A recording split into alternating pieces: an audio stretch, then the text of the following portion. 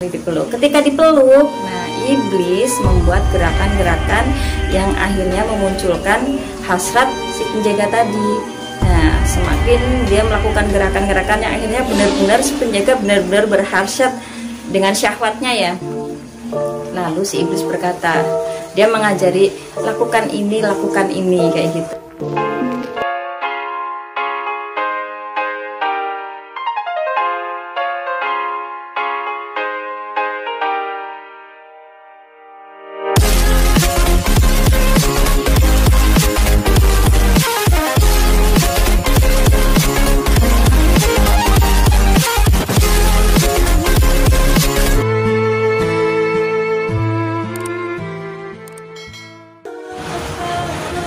Assalamualaikum warahmatullahi wabarakatuh.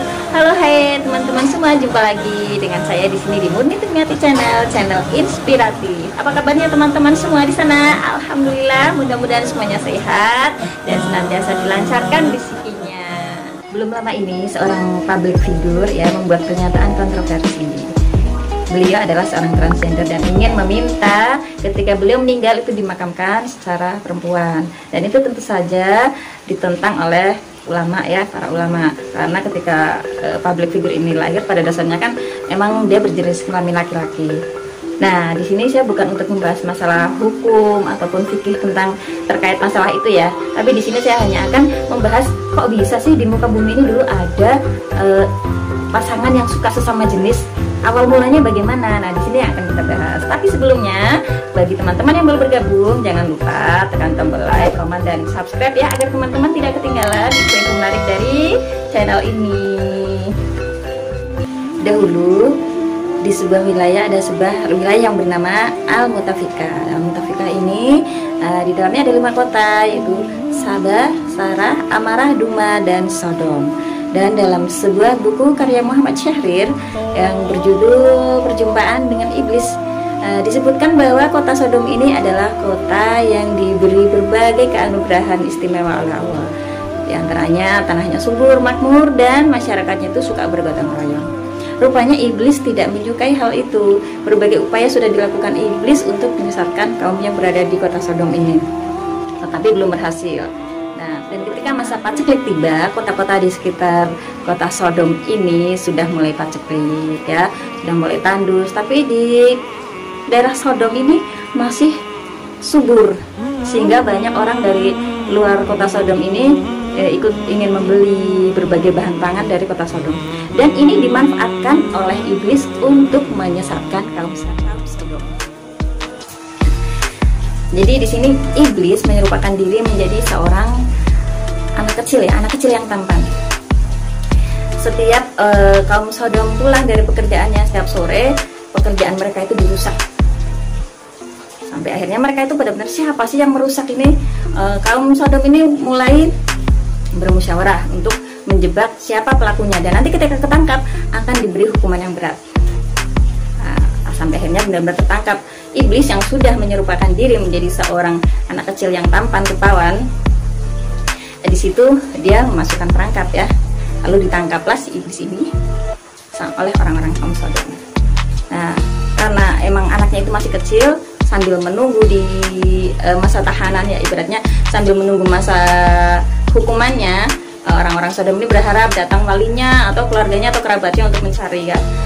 Tapi ternyata belum juga datang. Akhirnya mereka pun bergiliran untuk menjaga si anak ini. Saat malam, iblis pun mulai menjerat si penjaga. Nah, si iblis ini pun merintih, menangis gitu. Tentu saja penjaga merasa iba. Kamu kenapa? Biasanya kalau mau tidur dipeluk oleh ayahku. Karena kasihan, rasa iba, akhirnya penjaga itu pun ya sini saya peluk gitu kan, akhirnya dipeluk. Ketika dipeluk, nah iblis membuat gerakan-gerakan yang akhirnya memunculkan hasrat si penjaga tadi. Nah, semakin dia melakukan gerakan-gerakan yang akhirnya benar-benar si penjaga benar-benar berhasrat dengan syahwatnya ya. Lalu si iblis berkata, dia mengajari lakukan ini kayak gitu. Sampai akhirnya benar-benar dilakukan hal-hal yang baru pertama kalinya pasangan sesama jenis ya, antar laki-laki itu di muka bumi itu, yaitu yang mengajarkan adalah iblis. Nah, esok harinya si si penjaga ini terbangun dan anak kecil tadi sudah tidak ada. Lalu penjaga ini pun bercerita kepada teman-temannya bahwa semalam sudah ada kejadian begini. Lalu dari penuturan itu teman-temannya itu penasaran, lah kayak gimana, terus selalu dipraktekkan dan akhirnya mereka ketagihan dan akhirnya menular dari satu mulut, dari satu orang ke orang lain sampai akhirnya menjadi sebuah budaya dan mereka tidak malu lagi untuk melakukan hal seperti itu. Di sini iblis belum puas. Ketika kaum laki-lakinya sudah dikuasai dengan nafsu sesama jenis, iblis tidak puas hanya dengan menyesatkan kaum laki-laki saja. Lalu dia kembali datang dan menyerupakan diri menjadi seorang wanita yang cantik. Dan mereka mendekati, dan iblis ini mendekati istri kaum Sodom ya. Lalu berkata, kaum laki-laki kalian sudah tidak membutuhkan kalian karena mereka sudah suka sama suka. Lalu dari situ si iblis ini mengajari kepada perempuan halnya sehingga mereka itu bisa memenuhi kebutuhan biologis mereka tanpa laki-laki. Dan itu hal pertama kalinya seorang perempuan melakukan hubungan sesama jenis, dan itu diajarkan juga oleh iblis. Nah, lama-kelamaan ya, para laki-laki sudah suka dengan laki-laki, yang perempuan dengan sudah suka dengan perempuan, sehingga menimbulkan kemaksiatan yang semakin merajalela. Berawal dari suka sesama jenis, lalu akhirnya terjadi ya mabuk, ya semua kemaksiatan itu terjadi di situ. Bahkan mereka pun tidak segan-segan ketika ada penduduk kota lain datang ke situ, bukan hanya sekedar saling suka kayak gitu, tidak. Jadi begitu datang ya udah langsung dipaksa gitu. Siapapun yang datang di situ secara otomatis bisa langsung dipaksa untuk berbuat hal-hal yang istilahnya itu dilakukan oleh sesama jenis. Sebegitu bejatnya kota Sodom ya. Lalu kemudian Allah mengutus Nabi Lut ke kota Sodom. Tapi karena memang sudah kerusakan yang sudah merajalela, diberi dakwah berapa kali pun tetap mereka keras kepala dan masih saja menikmati mereka gitu ya, keinginan mereka yang kasih sama jenis dan tidak bisa diubah. Sampai akhirnya Nabi Lut berdoa, ya Allah timpakanlah azab kepada kaum Sodom ini karena sudah benar-benar tidak bisa diubah gitu. Ya, suatu ketika datanglah 3 tamu ya ke rumah Nabi Lut malam hari, dan tamu-tamu ini sangat tampan rupawan lah tiga-tiganya ini. Tentu saja hal ini membuat Nabi Lut merasa takut ya, karena melihat bahwa kondisi di kota Sodom itu seperti itu. Dia takut akan keamanan 3 tamunya. Lalu dia pun berkata kepada istrinya, tolong kamu rahasiakan kalau ada 3 tamu yang tampan di rumahku. Aku khawatir nanti tamuku itu nanti akan diperlakukan secara tidak baik oleh orang-orang di kota ini. Tapi rupanya istrinya Nabi Lut ya, dia merasa cemburu dan akhirnya dia membuat gumpalan asap. Dia membakar sesuatu yang buat gumpalan asap, dan itu memberikan tanda kepada orang-orang di kota Sodom bahwa di rumah Nabi Lut itu ada 3 tamu itu.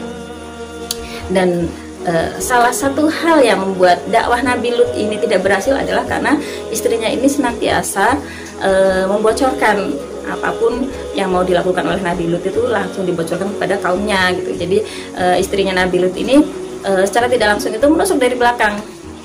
Akhirnya ketahuanlah 3 tamu yang berada di rumah Nabi Lut. Tentu saja hal ini membuat Nabi Lut ketakutan. Sungguh aku tidak bisa menghalau mereka untuk masuk ke dalam. Aku tidak punya senjata ataupun kekuatan fisik yang bisa menahan kekerasan mereka. Juga tidak punya keluarga atau sanak saudara yang bisa dimintai pertolongan. Sehingga aku merasa kecewa sebagai seorang tuan rumah tidak bisa menghalau bahaya terhadap tamu yang berada di rumahku sendiri. Melihat Nabi Lut yang ketakutan, lalu ketiga tamu tadi berterus terang bahwa sebenarnya mereka adalah 3 malaikat yang diutus Allah untuk menimpakan azab kepada kaum Sodom ini. Nah, terus 3 malaikat tadi menyuruh agar Nabi Lut membukakan pintu. Begitu pintu dibuka, orang-orang yang sudah berkerumun banyak di luar rumah ya, di luar rumahnya Nabi Lut langsung menyeruak masuk, dan begitu pintu dibuka mata mereka langsung buta. Ya, jadi di salah satunya di malaikat Jibril begitu membuka pintu, semua pandangan orang-orang yang berada di situ gelap dan mereka pun bertabrakan, tidak tahu kenapa mataku buta, kenapa semua pandangan gelap. Mereka saling bertabrakan, saling bertindian. Ya pokoknya mereka itu tidak semuanya itu buta. Lalu malaikat pun menyuruh Nabi Lut untuk meninggalkan kota Sodom karena kota Sodom akan segera dihancurkan dengan syarat Nabi Lut bersama keluarganya meninggalkan kota ini, jangan sekali-kali menghadap ke belakang. Lalu Nabi Lut bersama 2 putrinya dan istrinya ini meninggalkan kota Sodom sampai sudah mau masuk perbatasan, udah hampir fajar ini ya. Istri Nabi Lut itu jalannya itu pelan-pelan, tidak seperti Nabi Lut dan 2 anaknya ini, karena masih ada keraguan di hati istri Nabi Lut ya, karena sebenarnya istri Nabi Lut itu apa yang akan terjadi dengan kota Sodom gitu. Lalu dia pun menengok ke belakang. Nah ketika fajar sudah tiba, lalu terjadilah kota Sodom ini benar-benar dihancurkan, dan istri Nabi Lut itu termasuk di dalamnya karena dia jalannya lambat dan menengok ke belakang, akhirnya ikut tertimpa di kota Sodom itu. Dan kota Sodom seketika semalam itu hancur ya, benar-benar diazab oleh Allah.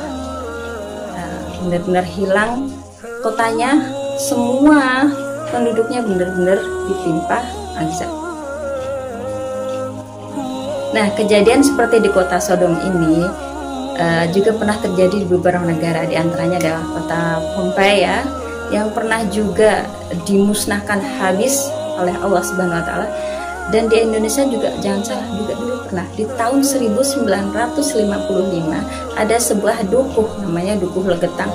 Itu dalam semalam itu habis, benar-benar habis, runtuh semua penduduknya itu habis, hanya disisakan 2 orang. Itu namanya Dukuh Legetang. Dan untuk tragedi Dukuh Legetang ini ya, nanti saksikan di part 2. Oke, terima kasih. Assalamualaikum warahmatullahi wabarakatuh.